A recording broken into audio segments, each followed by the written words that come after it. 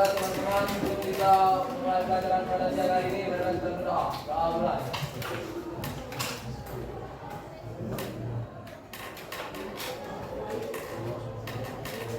Doa selesai. Alhamdulillahirrahmanirrahim, kita bisa berkumpul kembali di kelas ini untuk melanjutkan materi biografi kita. Pertemuan kali ini kita akan membahas tentang tektonisme dan vulkanisme.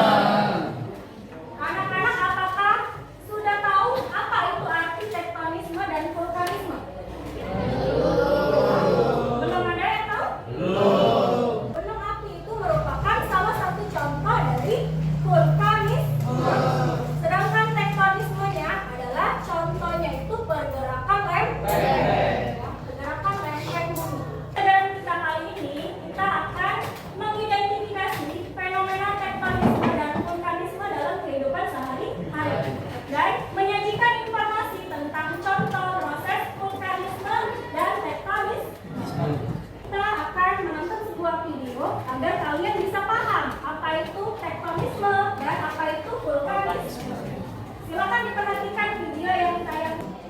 Gerakan tektonik dibedakan menjadi gerakan filogenetik dan gerak orogenetik. Umumnya, untuk hasil tektonisme berupa lipatan dan patahan. Tahukah kamu apa pengaruh vulkanisme bagi kehidupan?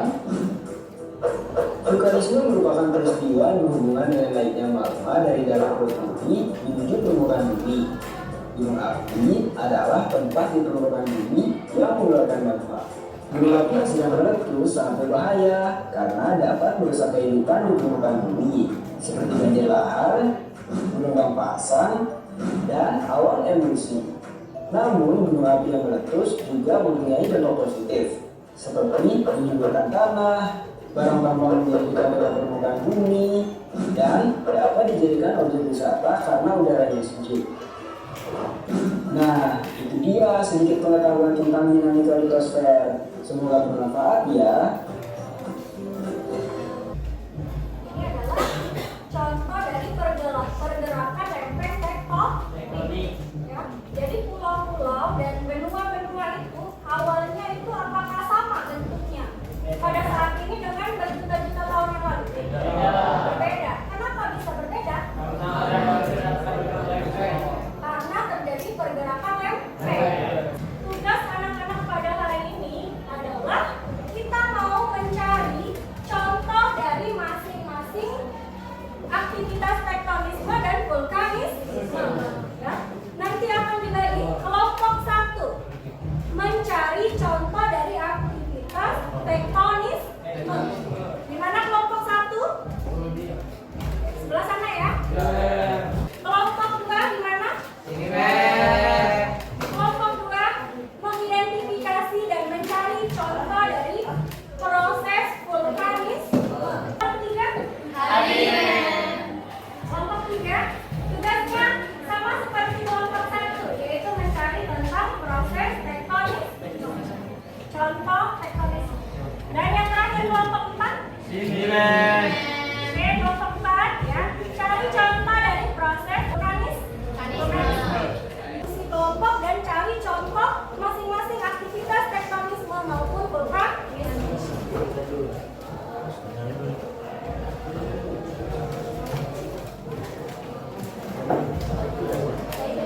Lembar kerjanya ya. Lembar kerja peserta didiknya tadi sudah dibagikan, sudah dapat? Bisa dituliskan pada LKPD itu ya, tugas untuk hari ini. Oke, paham? Silakan dikerjakan.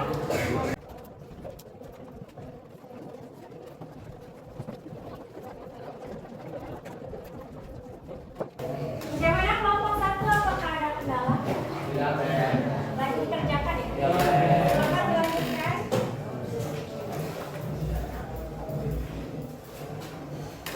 Semua mengambil contoh aktivitas vulkanisme tentang apa nak? Aktivitas dari Gunung Krakatau ya. Letusan Gunung Krakatau ya.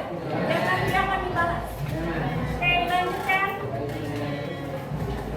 Kelompok 3 kira-kira mengambil contoh tentang apa sih untuk contoh tektonisme?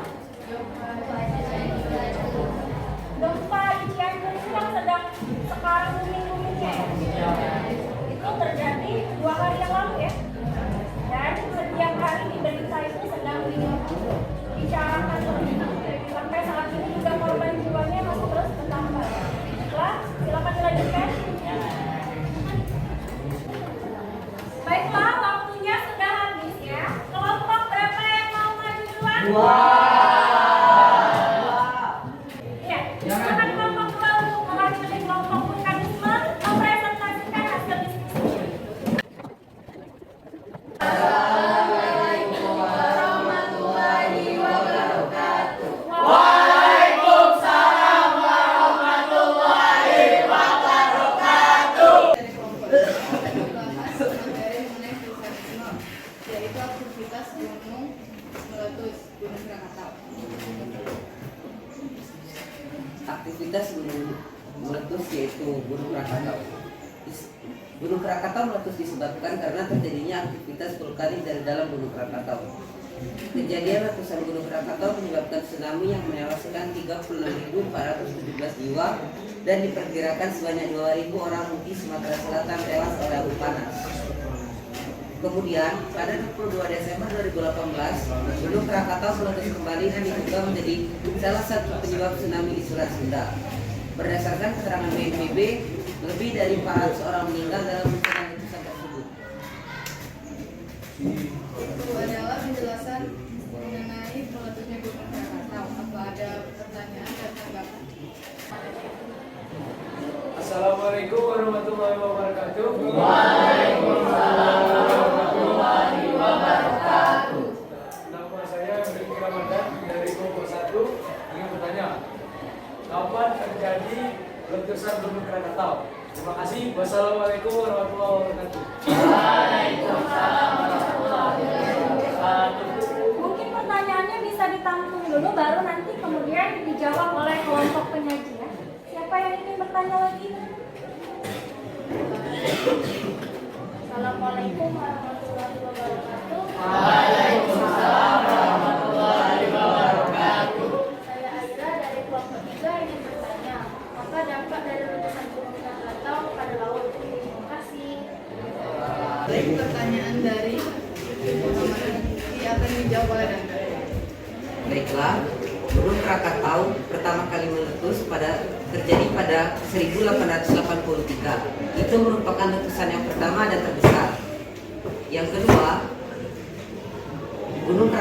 anak Gunung Krakatau meletus lagi pada 22 Desember 2018.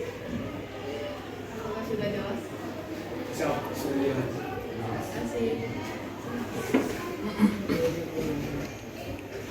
Pertanyaan dari Aira menjawab lagi. Baik, saya menjawab pertanyaan dari Aira, yaitu kenapa letusan Gunung Krakatau bagi laut? Yang pertama yaitu terdapat rusak ekosistem laut dan juga dapat menimbulkan gelombang tsunami. Terima kasih dan menjawab. Ada lagi yang ingin bertanya? Tidak ada. Jika tidak ada, kami akhiri presentasi dari kami. Assalamualaikum warahmatullahi wabarakatuh.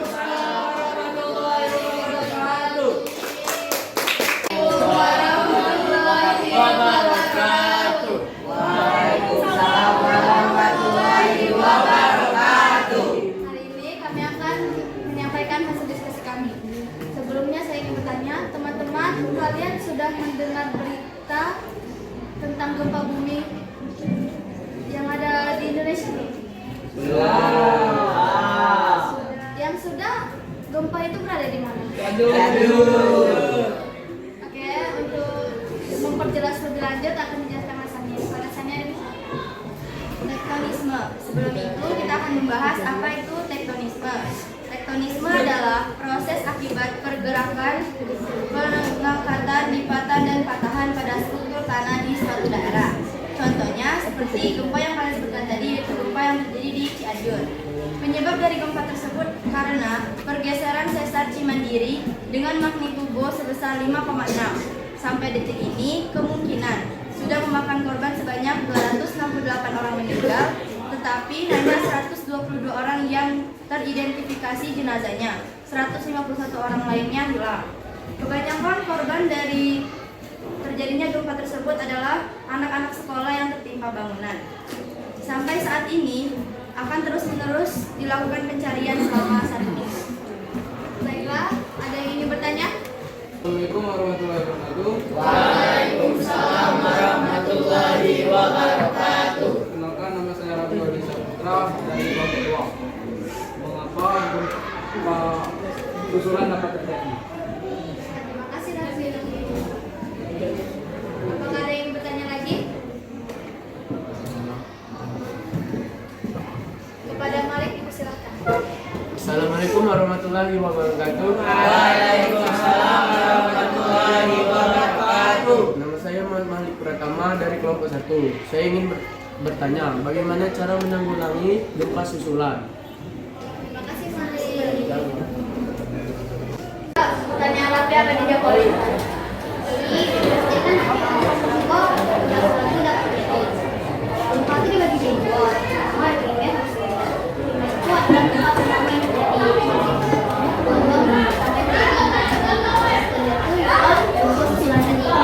Jadi kalau terjadi gelombang besar. Nah, kenapa bisa terjadi itu gara-gara pergeseran yang itu belum selesai. Sudah jelas tapi makasih lagi. Oke, pertanyaan kedua dari Malik akan dijawab oleh Azhar. Baiklah, saya akan menjawab pertanyaan dari Malik. Jadi pertanyaan Malik tadi itu penanggulangan dari gempa susulan. Jadi kalau sudah dari gempa pertama kita itu sudah bersiap siaga untuk gempa selanjutnya.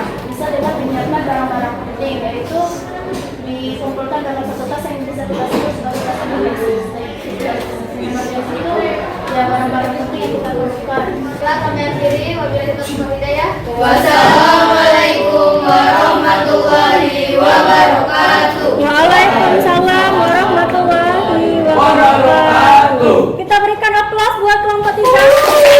Sudah dipresentasikan ya hasil diskusi kita oleh kelompok 1, 2, 3 dan kelompok 3. Berdasarkan hasil presentasi tadi, ya bisa kita lihat bahwa gempa bumi itu ternyata bisa terjadi secara berulang kali, ya berulang kali. Ada gempa susulan. Ya. Kenapa? Kok gempa susulan tadi bisa terjadi? Kenapa? Karena ada yang vertikal. Iya, karena kita berpatokan pada gelombang gempa. Ada gelombang pertama namanya gelombang primer. Dan ada gelombang kedua namanya gelombang sekunder. Gelombang pertama itu terjadi ketika terjadi gempa yang pertama kali. Dan gelombang primer itu lebih kuat daripada gelombang sekunder.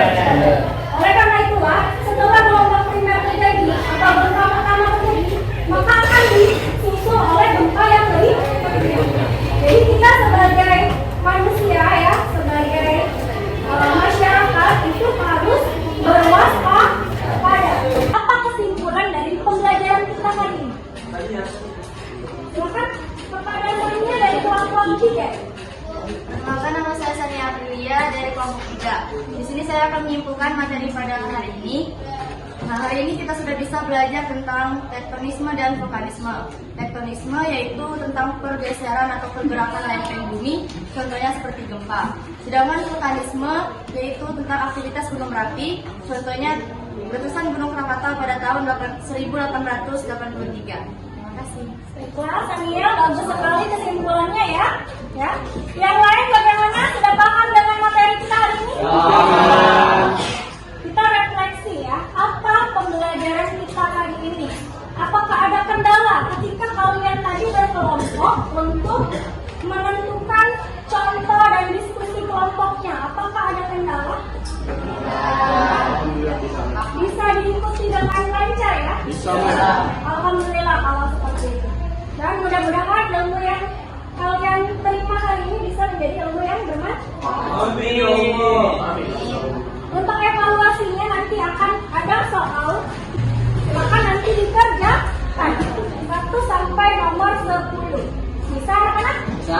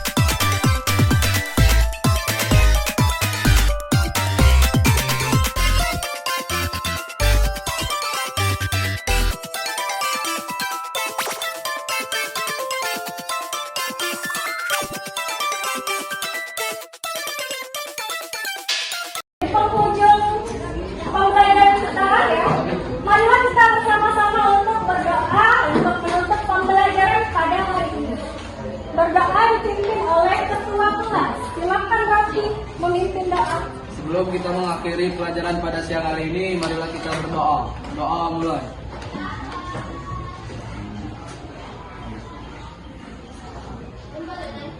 Doa selesai. Alhamdulillahirrahmanirrahim ya. Kita sudah menyelesaikan pembelajaran kita pada hari ini. Ya. Tetap semangat anak-anak untuk menggapai cita-cita ya. Semangatnya anak-anak, semangat. Semangat.